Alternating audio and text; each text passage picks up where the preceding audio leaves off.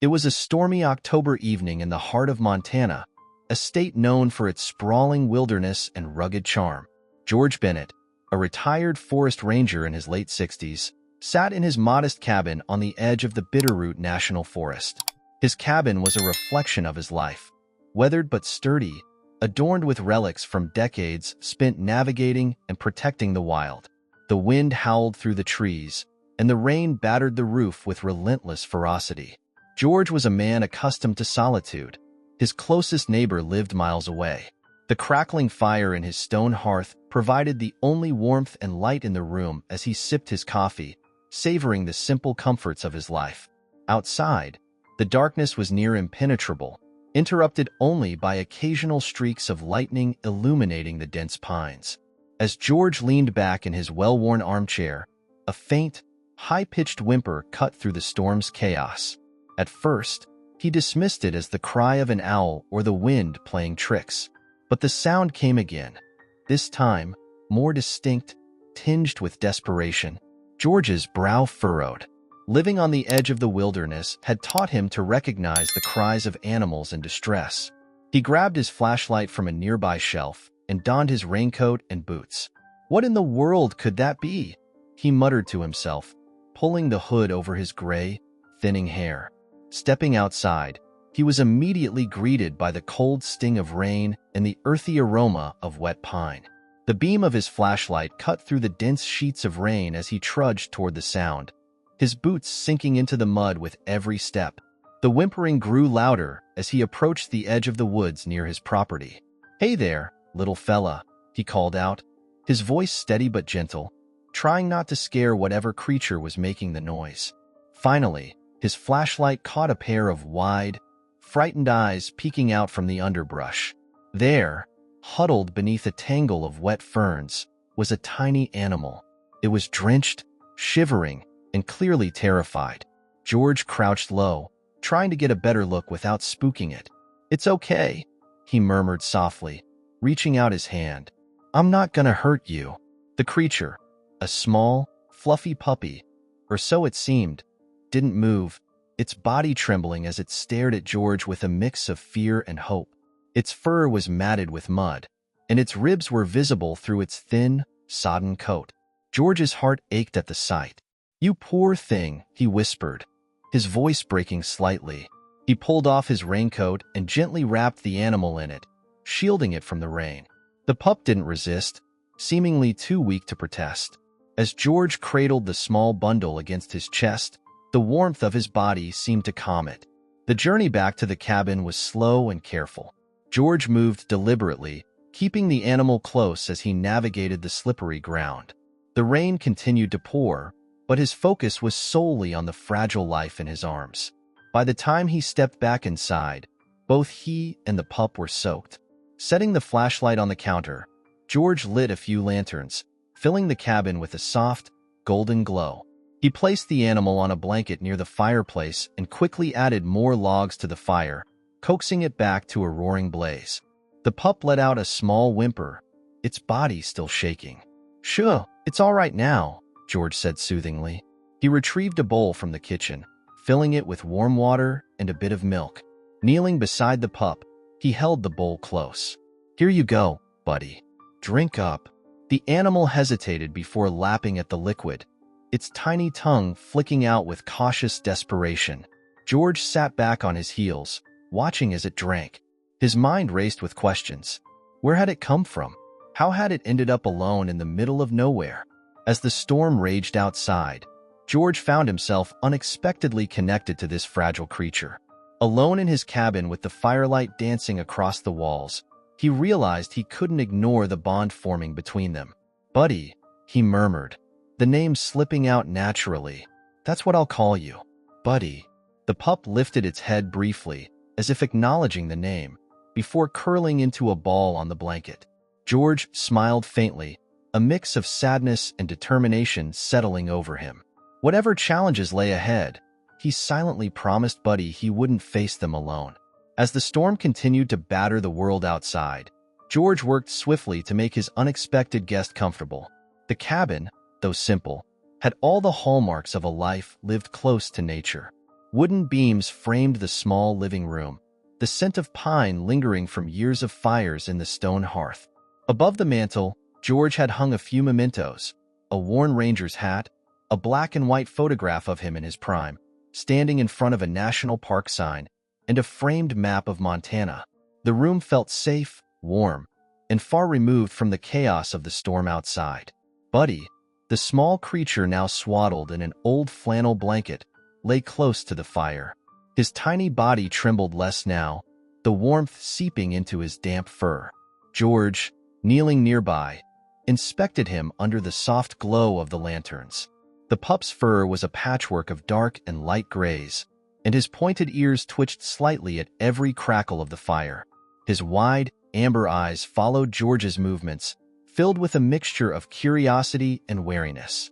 "Let's see what we're dealing with here, buddy," George said, his voice soft and calm. He reached out, gently running his hands over the pup's frame to check for injuries. Buddy flinched at first, but eventually relaxed under the older man's touch. "You've had it rough, huh?" George murmured, his heart sinking as his fingers brushed over the animal's prominent ribs. The pup was clearly malnourished. "Well, we're gonna fix that. Let me grab you something to eat." George stood, his knees creaking as he rose. In the small kitchen, he rummaged through his pantry. He didn't have much in the way of fresh supplies. He only made the trip to town every couple of weeks, but he found a carton of milk and a loaf of bread. Warming some milk on the stove, he broke pieces of bread into a shallow bowl. As he returned to the living room, Buddy lifted his head slightly, his nose twitching. "Smells good, doesn't it?" George said with a faint smile. He placed the bowl on the floor, sitting back to give the pup space. At first, Buddy hesitated, his eyes darting between George and the bowl. But hunger won out, and he slowly crept toward the food, his movements tentative and deliberate. "There you go," George encouraged. "No one's gonna hurt you here." Buddy ate with a fervor that broke George's heart, his tiny jaws working quickly to devour every crumb and drop. George watched in silence, his thoughts racing. Where had this little guy come from? Abandoned by someone? Lost from a larger litter? It didn't add up. Once the bowl was empty, Buddy sat back on his haunches, licking his lips. George chuckled softly. "You've got quite the appetite, don't you? Well, we'll make sure you're good and fed from now on." Buddy responded with a faint whimper, his tail giving a tentative wag. George's smile widened. It was the first sign of trust, a small but significant victory. As the hours passed, George continued to care for Buddy, drying him off completely and checking his paws for any signs of injury. The pup eventually curled into a tight ball on the blanket, his breathing slowing as he drifted into a deep, exhausted sleep. George sat back in his armchair, the firelight casting flickering shadows on the walls. He couldn't help but feel a sense of purpose he hadn't felt in years. Since retiring, his days had been quiet, predictable, and often lonely. But now, with this tiny, fragile life depending on him, the cabin felt fuller, alive in a way it hadn't been in a long time. "You've got some spirit in you, little guy," George whispered, glancing over at Buddy. "We're gonna figure this out together." The rain began to let up as the night deepened, the storm's ferocity giving way to a steady drizzle. George leaned back, the rhythmic sound of raindrops and the pup's soft snores filling the room. Despite the questions that lingered, questions about what kind of animal Buddy truly was and what challenges lay ahead, George felt a rare sense of peace. For the first time in years, he didn't feel alone. The first rays of sunlight filtered through the dense trees surrounding George's cabin, casting a warm glow over the living room. The storm had passed, leaving the forest glistening with morning dew. Inside, George stirred in his armchair, his back stiff from the night spent keeping watch over his newfound companion. Buddy lay curled up on the blanket near the fireplace, his small chest rising and falling in a steady rhythm. As George rubbed the sleep from his eyes, his gaze landed on the pup. Something about Buddy still puzzled him. While he had rescued countless animals during his years as a ranger, there was something distinctly unusual about this one. At first glance, Buddy resembled a scrappy, malnourished puppy, but George's trained eyes began to notice the subtler details. Rising from his chair, George walked over to where Buddy slept. The pup stirred, lifting his head and looking up at George with those striking amber eyes that seemed far too sharp and alert for an ordinary dog. "Morning, little guy," George said, crouching down to get a closer look. He reached out and gently scratched behind Buddy's ears. That's when he noticed it. The ears, though floppy when Buddy was relaxed, stood upright when alert, tapering to fine, pointed tips. George frowned. He had seen ears like these before, but never on a domesticated dog. As Buddy stretched, his thin frame revealing more of his markings, George noticed the mottled pattern of his coat. Unlike the predictable patterns of most dog breeds, Buddy's fur was a complex mix of grays, browns, and blacks, blending into a natural camouflage. George couldn't place it, but the markings seemed almost wild. "Where'd you come from, huh?" George muttered, his mind racing. The day unfolded slowly, with George keeping a close eye on Buddy as he explored the cabin. The pup's movements were tentative, yet purposeful, as if he were constantly assessing his surroundings. He didn't wag his tail much, nor did he display the playful exuberance typical of young dogs. Instead, Buddy seemed reserved, almost calculating. Later that morning, George decided to step outside to chop some wood for the fireplace. Buddy followed, patting silently on his small paws. As George swung his axe, splitting logs with practiced precision, Buddy watched intently, his head cocked to the side. Every now and then, the pup would dart his gaze toward the tree line, his ears perking up at the slightest rustle. George paused, leaning on his axe. "You hear something out there?" he asked, though he knew he wouldn't get an answer. Buddy responded with a low, almost imperceptible growl, his small body stiffening. It was then that George truly began to wonder. While dogs could be alert, Buddy's reaction wasn't fear. It was something else. Instinctual. Primal. Back inside the cabin, George pulled an old wildlife guidebook from his shelf. Flipping through the pages, he stopped at a section on native predators. He scanned the illustrations and descriptions, his eyes narrowing as he came across a page about gray wolves. The image on the page showed a wolf pup with a coat pattern eerily similar to Buddy's. George glanced over at the pup, who now lay near the fire, gnawing on an old piece of kindling. "No," George muttered aloud, shaking his head. "Can't be." But as the day went on, more peculiarities emerged. Buddy's movements were graceful, almost too graceful, as if he were stalking unseen prey. He didn't bark like a typical puppy. Instead, he emitted soft whines and growls, sounds George recognized from his years in the wilderness. By evening, George's unease had grown into a gnawing suspicion. Sitting in his armchair, he watched as Buddy lay sprawled on the blanket, gnawing on the kindling. The pup looked up at him, his amber eyes glowing in the firelight. "You're not just any dog, are you?" George said, his voice soft but firm. Buddy tilted his head, as if understanding the question. George sighed, running a hand through his gray hair. "Tomorrow, we're getting some answers." Though he didn't know exactly what Buddy was, George felt an undeniable bond with the little creature. The thought of handing him over to anyone else sent a pang through his chest, but he also knew he couldn't ignore the signs. If Buddy truly was what George suspected, it meant they were stepping into uncharted territory that required more knowledge than George had. As the fire crackled and the night settled in, George made a silent promise to himself. No matter what the truth turned out to be, he would do right by Buddy. For now, all he could do was prepare for the trip to Bozeman and hope Dr. Harris could shed some light on the mystery. The following morning, George rose early, the crisp Montana air filling the cabin as he opened the door to check the weather. The storm had passed, leaving the forest bathed in a serene calm.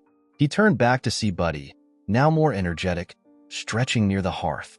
George's suspicions from the previous day lingered in his mind, and he knew it was time to get some answers. "All right, Buddy," George said, pulling on his worn leather jacket. "We're taking a little trip." The old pickup truck groaned to life, its engine sputtering before settling into a low rumble. Buddy, hesitant at first, hopped into the passenger seat after George coaxed him with a bit of leftover jerky.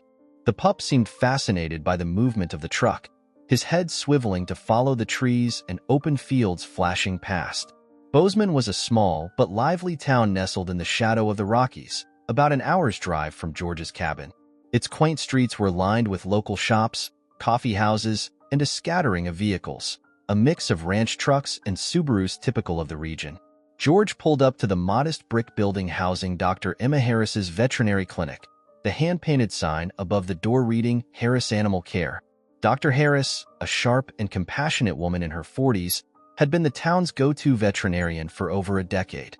With her practical auburn ponytail and ever-present stethoscope, she exuded competence and warmth. She greeted George with a smile as he walked in, Buddy cradled in his arms. "Well, if it isn't George Bennett," she said, her voice friendly but curious as her eyes shifted to the bundle in his arms. "And who's this little guy?"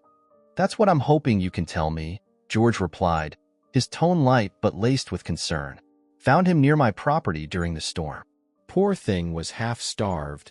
Emma gestured to the examination table. "Let's take a look." Buddy was surprisingly cooperative as George placed him on the table. Emma began her routine, checking his teeth, ears, and paws. She worked methodically, murmuring soft reassurances as Buddy's ears twitched at every touch. "Healthy little guy, considering the rough shape he was in," she said, jotting notes onto a clipboard. Then, her expression shifted. She leaned closer, running her fingers gently through his fur, pausing to examine the unique markings. Her brow furrowed, and she tilted Buddy's head to look into his sharp, amber eyes. "George," she began, her tone cautious, "this isn't your average pup." George leaned against the counter, arms crossed. "Figured as much. What are you thinking?" Emma hesitated, choosing her words carefully. His features, those ears, the coat pattern, and even his demeanor. They're not typical of any dog breed I've seen. If I didn't know better, I'd say he has more in common with, well, a wolf pup. George's chest tightened. He had suspected it, but hearing the words spoken aloud made the reality sink in. "A wolf?" he repeated, his voice low. Emma nodded. "It's not unheard of, especially in this part of the country.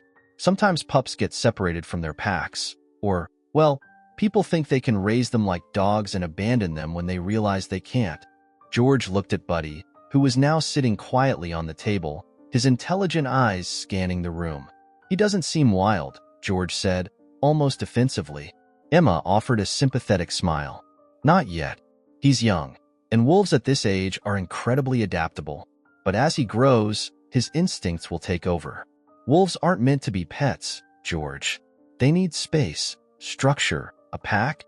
The room fell into a heavy silence as George processed the information. He glanced at Buddy, who tilted his head as if sensing the shift in mood. "So what are you saying?" George finally asked. "That I can't keep him?" Emma sighed, her eyes softening. "It's not about whether you can keep him. It's about what's best for him. Raising a wolf isn't just difficult, it's dangerous. For both of you." George exhaled deeply, running a hand over his face. "What do I do then?" "I know some wildlife specialists at the Rocky Mountain Conservation Center," Emma said. "They handle situations like this. They'd be able to give him the care and environment he needs." George looked down at Buddy, his heart heavy. The thought of parting with the pup, who had already brought a spark of life back into his quiet existence, was almost unbearable. "Let me think about it," he said quietly. Emma nodded, her expression understanding. "Take your time. But the sooner we act, the better it'll be for him." As George drove back to the cabin, Buddy curled up on the seat beside him. The weight of the decision ahead pressed heavily on his shoulders. He had only known Buddy for a short time, but the bond they had formed was undeniable. And yet, he couldn't ignore the truth. Buddy wasn't just a pup. He was something wild, something that couldn't be confined to a cabin in the woods. The drive back to the cabin felt longer than usual, each mile weighed down by the gravity of Emma's words. George kept glancing at Buddy, who lay curled on the passenger seat, his eyes half closed, seemingly content. The knowledge that the little creature wasn't an ordinary dog but a wolf, a species born to roam wild and free, gnawed at George's mind. As the cabin came into view, George parked the truck and sat for a moment, staring at the weathered wood and the familiar surroundings. The place had always been his sanctuary, but now it felt like the walls were closing in. Could this small cabin, no matter how cozy, ever truly be a home for something like Buddy? Inside, Buddy resumed his exploration, sniffing at furniture and occasionally stopping to look at George, as if seeking approval. George watched him with a mix of awe and sorrow. There was no denying Buddy's intelligence. Every movement seemed deliberate, every glance filled with curiosity. But there was also something untamed about him, something that couldn't be domesticated. George sat at the kitchen table, staring at his untouched cup of coffee.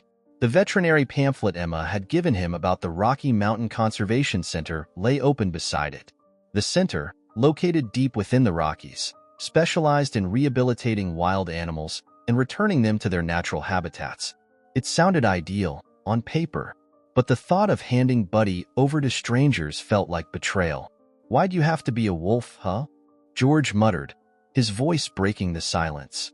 Buddy, perched by the fireplace, perked up at the sound of his voice. His ears stood tall, and he tilted his head, the expression so dog-like it tugged at George's heart. That evening, as the sun dipped below the horizon and the forest was bathed in golden light, George decided he needed to see for himself. If Buddy truly was a wolf, there would be signs, unmistakable ones. He grabbed his old ranger binoculars and headed into the woods with Buddy trotting close behind. The forest was alive with its usual symphony. The rustle of leaves, the chirping of crickets, and the distant hoot of an owl.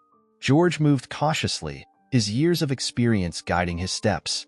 He wanted to observe Buddy in his natural surroundings, to see if the wild truly called to him. As they walked deeper into the woods, Buddy's demeanor changed. His steps became more deliberate, his nose constantly to the ground, catching scents George couldn't detect. Suddenly, Buddy froze, his ears swiveling toward a faint sound in the distance. George followed his gaze but saw nothing. "What is it, boy?" George whispered. Buddy didn't respond. Instead, he crouched low, his body tense and poised like a coiled spring. Then, with startling speed, he darted ahead, his small frame weaving effortlessly through the underbrush. George cursed under his breath and hurried after him, his boots crunching loudly on the forest floor. When George caught up, he found Buddy standing at the edge of a clearing, his nose pointed skyward. The pup let out a sound that stopped George in his tracks, a low, mournful howl that sent chills down his spine. It was hauntingly beautiful, a sound that echoed through the trees and faded into the night. George stood there, frozen, as the truth solidified in his mind. Buddy wasn't just a wolf. He was a creature of the wild, and this was his world. The cabin, the fireplace, the blankets, they were temporary comforts, but they could never replace the call of the wilderness. "Damn it," George muttered, his voice heavy with resignation. He approached Buddy, kneeling beside him. The pup turned, his amber eyes meeting George's with an intensity that seemed almost human. George sighed, resting a hand on Buddy's head. "I get it now," he said softly. "This is where you belong." The walk back to the cabin was quiet, the weight of George's realization hanging heavily in the air. Back inside, Buddy settled near the fire as if nothing had changed. But George knew better. The bond they shared, as strong as it was, couldn't erase what Buddy truly was. That night, George made a decision. He would contact the conservation center. It was the only way to give Buddy the life he deserved, no matter how much it hurt to let him go. As he sat by the fire, staring at the small creature who had brought light into his solitary world, George felt a lump rise in his throat. "You're gonna be okay, Buddy," he whispered. "You deserve to be free." Buddy let out a soft whine, curling up into a ball. George leaned back in his chair, tears pricking his eyes. The days ahead would be some of the hardest he'd ever faced, but deep down, he knew he was doing the right thing. The following morning brought a somber quiet to the cabin. George sat at the kitchen table, staring out the window as the morning light filtered through the trees. A steaming cup of coffee sat untouched in front of him. Buddy, as lively as ever, padded around the room, his small tail wagging faintly as he explored his surroundings. The pup seemed blissfully unaware of the weighty decision hanging over George's head. George had always considered himself a practical man, one who could separate emotion from necessity. But this situation tested him in ways he hadn't anticipated. Buddy wasn't just another animal in need. He had become a part of George's life, filling a void that George hadn't even realized was there. Yet, the reality was undeniable. Buddy wasn't meant to stay. "All right," George muttered to himself, rubbing his temples. "Let's think this through." He grabbed a notepad from the counter, one he used for jotting down grocery lists and occasional musings. Flipping it open, he drew a line down the center of the page. At the top, he scrawled 2 words, "Stay and go." Under stay, he began to write, "Bond. Buddy and I have formed a connection. Safe. He's protected here from predators and harsh conditions. Companionship. He makes this place feel alive." He stared at the list for a moment, then moved to the go column. Instincts. He's a wild animal at heart. Future. He'll grow stronger, and his needs will outpace what I can provide. Risk. Wolves aren't pets. His nature could put us both in danger. The second list grew longer and heavier with each point. George tossed the pen onto the table and leaned back in his chair, frustration bubbling to the surface. Buddy, seemingly sensing George's unease, wandered over and rested his small head on George's knee. The simple gesture nearly broke him. George ran a hand over Buddy's fur, his voice trembling as he spoke. "You're not making this any easier. You know that?" The phone sat on the counter, its presence a reminder of the call George needed to make. Dr. Harris had given him the direct number to the Rocky Mountain Conservation Center, assuring him that the specialists there were not only knowledgeable but compassionate. Still, George hesitated. Picking up that phone felt like admitting defeat. By late afternoon, George decided he needed clarity. He grabbed his coat, the binoculars, and his hiking boots. "Come on, Buddy," he called, trying to sound upbeat. "Let's take a walk." The two of them ventured into the forest, following a familiar path that wound through towering pines and led to a rocky overlook. It was a spot George often visited when he needed to clear his head. The trail was rugged, but Buddy navigated it with surprising agility, his small paws finding purchase on the uneven ground. When they reached the overlook, George sat on a flat boulder, the expanse of the valley stretching out below him. Buddy sat beside him, his ears twitching at every sound. The late afternoon sun bathed the landscape in a golden light, and for a moment, George allowed himself to imagine a different future, one where Buddy stayed, where the two of them lived out their days in quiet companionship. But even as the thought formed, George knew it wasn't realistic. He had spent decades protecting the wilderness, ensuring that its inhabitants thrived in their natural environments. To keep Buddy here, confined to the cabin and isolated from his kind, would go against everything George had ever stood for. "This is your home," George said aloud, his voice breaking the silence. He looked down at Buddy, who gazed up at him with those piercing amber eyes. "Not the cabin. Not with me. Out here."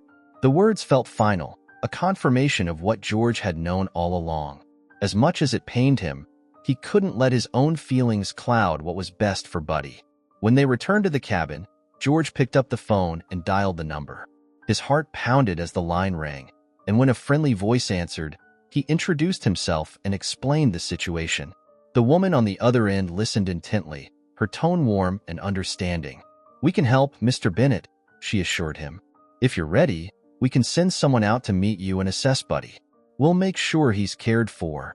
George hesitated, his hand gripping the receiver tightly. "How soon?" he asked, his voice barely above a whisper. "Tomorrow morning, if that works for you," she replied. George agreed, his throat tight as he hung up the phone. He sat there for a long time, staring at the wall, the weight of his decision settling over him. That night, as Buddy lay curled by the fire, George knelt beside him, resting a hand on his small frame. "You've got a big journey ahead of you, little guy," he said softly. "But you're gonna be all right. You're stronger than you look." Buddy stirred, letting out a soft whine before falling back asleep. George stayed there for a while, his hand resting gently on Buddy's fur as the firelight danced on the cabin walls. The morning arrived too quickly for George, bringing with it a sense of finality. The sun peeked over the treetops, casting long shadows across the cabin's modest front yard. George had barely slept. The night had been spent sitting by the fire, watching Buddy sleep and replaying the events of the past few days in his mind. The phone call had set everything in motion. A specialist from the Rocky Mountain Conservation Center, a man named Jake Whitaker, was scheduled to arrive by mid-morning. Dr. Harris had spoken highly of Jake, describing him as someone deeply knowledgeable about wildlife and empathetic toward the animals in his care. Still, George felt uneasy. Buddy wasn't just any animal to him anymore. He was family. Buddy, oblivious to the weight of the day, padded over to George, tail wagging slightly. George knelt to scratch behind his ears, his voice rough with emotion. "You've been a good boy. You know that? Braver than most." The sound of tires crunching on the gravel driveway pulled George from his thoughts. He stood, squinting through the window to see a rugged SUV with the logo of the Conservation Center emblazoned on its side. A tall man stepped out, dressed in sturdy boots and a weathered jacket. His confident gait and kind expression put George at ease, though the knot in his stomach remained. "Mr. Bennett?" the man called as he approached the cabin, extending a hand. "I'm Jake Whitaker. Thanks for calling us about the pup." George shook his hand, noting Jake's firm grip. "Just George is fine. And this here's Buddy," he said, motioning toward the small creature at his feet. Jake crouched down, his movements deliberate and unthreatening. Buddy eyed him warily but didn't back away. "Hey there, little guy," Jake said, his voice calm and soothing. "You've been through a lot, huh?" George watched as Jake examined Buddy with practiced care, noting his fur, ears, and overall demeanor. Jake nodded to himself, then stood, meeting George's gaze. "He's a wolf, all right. A young one, probably separated from his pack or abandoned early on." George folded his arms, his jaw tightening. "So what happens now?" Jake's tone was gentle but firm. "At the center, we'll place him in a controlled environment. We have a pack of rescued wolves, and we'll work to introduce him to them gradually. The goal is to reintegrate him into a natural setting where he can thrive. And if he doesn't take to it?" George asked, his voice edged with concern. Jake hesitated, then replied honestly, "We do everything in our power to ensure he adjusts. But wolves are complex animals. If he struggles, he'll stay with us in the sanctuary, where he'll be safe and cared for." The words hung in the air. George appreciated the honesty, but the thought of Buddy being in a sanctuary instead of roaming free tugged at his heart. Still, he knew he couldn't provide what Buddy needed. His cabin, as comforting as it was, wasn't the right place for a growing wolf. Jake must have sensed George's inner turmoil. "You've done right by him, George. Not many people would go out of their way to help an animal like this, let alone take him in during a storm."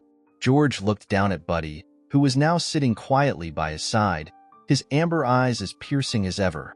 "He saved me as much as I saved him," George admitted, his voice barely audible. Jake nodded, giving George the space to process. After a moment, George let out a long breath. "All right," he said. "Let's do this." Jake stepped back to his vehicle and retrieved a medium-sized crate lined with soft padding. "This is just for transport," he explained. "It'll keep him safe on the ride." When the crate was set on the ground, Buddy approached it cautiously, sniffing the edges. George knelt beside him, placing a hand on his back. "It's just for a little while, boy," he said, his voice breaking. "You'll be in good hands." With a bit of coaxing, Buddy stepped into the crate.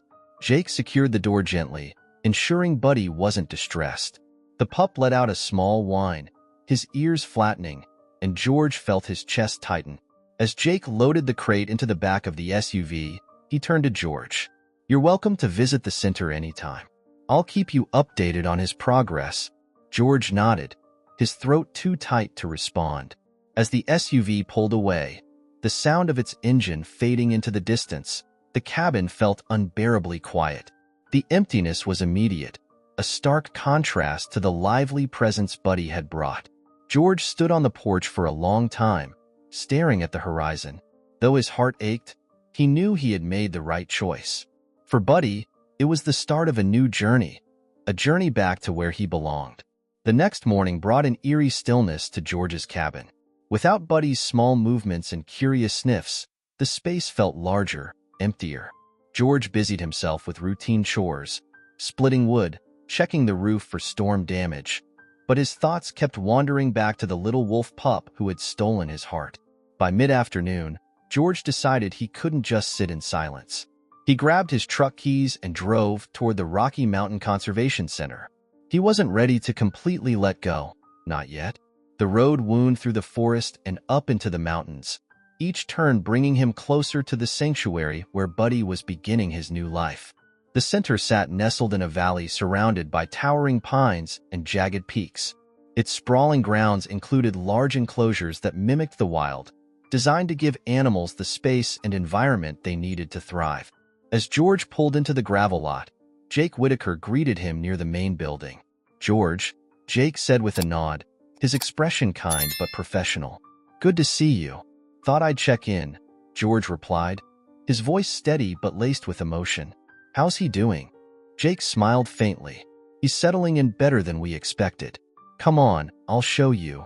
The two men walked along a dirt path leading to one of the large enclosures. Along the way, Jake explained the process Buddy was undergoing. "We've started introducing him to the other wolves. It's a slow process, too fast, and he could feel overwhelmed. But he's curious, and that's a good sign." When they reached the enclosure, George spotted Buddy immediately. The pup was sitting near a rocky outcrop, his small frame dwarfed by the sprawling space around him. Despite the open environment, he seemed calm, his ears twitching as he took in the unfamiliar scents and sounds. Nearby, a small group of adult wolves watched him from a distance. Their sleek, powerful forms moved with quiet confidence, their interactions a display of the social hierarchy George had read about but rarely witnessed up close. "He's been watching them, learning," Jake said, leaning on the fence. "It's instinct. He knows he's one of them, even if he's not sure how to fit in just yet." George's chest tightened as he watched Buddy. The pup seemed smaller than ever, but there was a determination in the way he carried himself. "You think he'll be all right?" George asked, his voice barely above a whisper. Jake turned to him, his expression serious. "He's got a good chance, thanks to you. You gave him a fighting start, George. Most pups in his situation wouldn't have made it this far." They stood in silence for a while, watching Buddy take a cautious step toward the other wolves. One of the larger adults turned to him, its amber eyes meeting his. For a moment, George held his breath, unsure of what would happen. But instead of aggression, the larger wolf simply sniffed Buddy, then turned back to its group, as if acknowledging him without fanfare. "That's a good sign," Jake said, smiling. "He's being accepted." George nodded, swallowing hard. "Guess he's tougher than he looks." Jake rested a hand on George's shoulder. "He's got a long road ahead, but he's on the right path. And you're always welcome to check in on him." As the sun began to set, casting a golden glow over the sanctuary, George took one last look at Buddy. The pup was no longer the fragile, shivering creature he had found in the storm. He was growing, adapting, finding his place in the world where he truly belonged. Back at the truck, George paused, his hand on the door handle. He glanced back at the sanctuary, the sound of distant howls echoing through the valley. A faint smile tugged at his lips. "Goodbye, Buddy," he murmured. "You'll do just fine." With a deep breath, George climbed into the truck and started the engine. As he drove away, a sense of peace washed over him. Letting go was never easy, but knowing Buddy was where he belonged made it worthwhile. The days turned into weeks, and the Rocky Mountain Conservation Center became Buddy's new world. The expansive enclosure was carefully designed to replicate the natural terrain of the Rockies. Dense clusters of pine trees, rocky outcrops, and winding trails gave the wolves plenty of space to roam and explore. At first, Buddy kept his distance from the pack. He would linger near the edges of the enclosure, observing the adult wolves from afar. His cautious nature made the transition slow, but the specialists at the center were patient. Jake and his team spent hours monitoring Buddy, ensuring he wasn't overwhelmed or isolated. "He's curious," Jake explained during one of his updates to George over the phone. "He watches the others constantly, learning their behaviors. That's a good sign. It means he's figuring out his place." True to Jake's predictions, Buddy began to venture closer to the pack. It started with tentative steps, inching toward the group while they rested in the shade of a large pine tree. The alpha female, a sleek and imposing wolf named Luna, was the first to acknowledge him. She approached Buddy with calm but deliberate movements, sniffing him thoroughly before retreating. The interaction was brief, but it was enough to signal to the rest of the pack that Buddy was no threat. Over time, Buddy's confidence grew. He started following the other wolves during their explorations of the enclosure, mimicking their behaviors. He learned to dig for hidden scraps of food left by the handlers, to playfully wrestle with the younger wolves, and to howl with the group during the quiet evenings. Each day, he grew stronger, more agile, and more attuned to the rhythm of pack life. One crisp morning, Jake arrived early to check on the wolves. As he walked along the observation path, he spotted Buddy in the center of the pack, his small frame now noticeably sturdier. The pup had found his place, nestled between two younger wolves who seemed to have taken on the role of his older siblings. They nudged him playfully, their tails wagging, while Luna watched from a short distance, her piercing gaze soft with approval. Jake couldn't help but smile as he jotted down notes in his log. Buddy's journey was far from over, but this moment was a milestone, a testament to the resilience of wild animals when given a chance to thrive. Later that week, George made the trip back to the sanctuary. Though he tried to prepare himself for the visit, his chest tightened with a mix of anticipation and apprehension. When he arrived, Jake met him at the main building, a familiar warmth in his greeting. "You picked a good day," Jake said as they walked toward the enclosure. "He's really coming into his own." When they reached the viewing area, George's breath caught in his throat. Buddy was at the edge of the clearing, his sleek coat glistening in the midday sun. He moved with a grace George hadn't seen before, his steps confident and purposeful. But what struck George the most was the way Buddy interacted with the pack. He wasn't an outsider anymore. He was one of them. As George leaned against the fence, Buddy caught sight of him. For a brief moment, their eyes met, and George felt a wave of emotion swell in his chest. Buddy's tail wagged faintly, a subtle but unmistakable gesture of recognition. Jake, standing beside George, spoke softly. "He hasn't forgotten you." George nodded, unable to tear his eyes away. "I can see that." They stood in silence for a while, watching as Buddy rejoined the pack, his small frame blending seamlessly into the group. Though the pang of loss was still there, George also felt an overwhelming sense of pride. Buddy had found his place, and George had played a part in getting him there. When it was time to leave, George lingered for a moment, his gaze fixed on the wolves in the distance.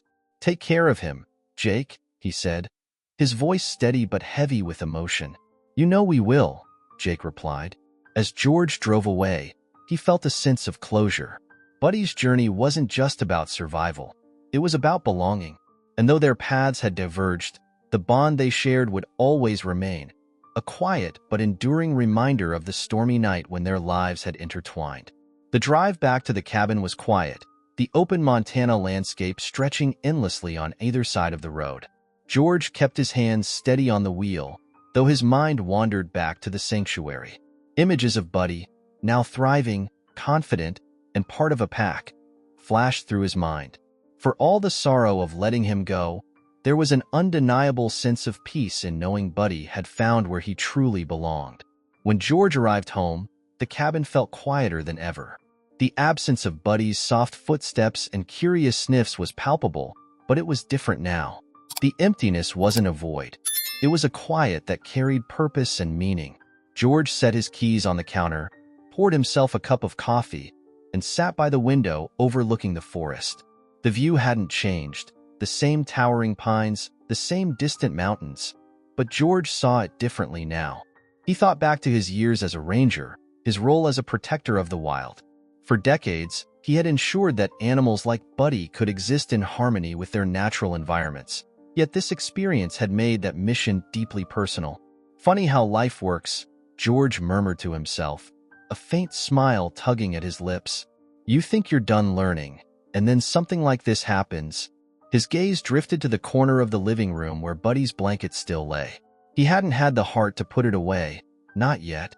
The small square of fabric was a reminder of the bond they had shared, a bond forged in the rain and strengthened by trust and care. George knew he couldn't hold on to it forever, but for now, it felt right to let it stay. Over the next few weeks, George returned to his routine. He chopped wood, maintained the cabin, and took long walks in the forest. Yet, Buddy's presence lingered in subtle ways. A snapped twig would remind him of the pup's curious explorations, or the distant howl of a wolf would stir memories of their time together. One evening, as George sat by the fire, the phone rang. It was Jake. "Hey, George," Jake said, his tone cheerful. "Just wanted to give you an update on Buddy." George leaned forward in his chair, his heart quickening. "How's he doing?" "Really well," Jake replied. "He's fully integrated into the pack now. It's like he was born for it. The older wolves are teaching him the ropes, and he's holding his own." George let out a breath he hadn't realized he was holding. "That's good to hear. Real good." Jake chuckled. "I figured you'd like that. He's got a bright future ahead of him, George, and it's thanks to you." After the call ended, George sat in silence, staring at the fire. The knowledge that Buddy was thriving brought him a deep sense of satisfaction, but it also stirred something else, a desire to share the story. Over the next few months, George began to write.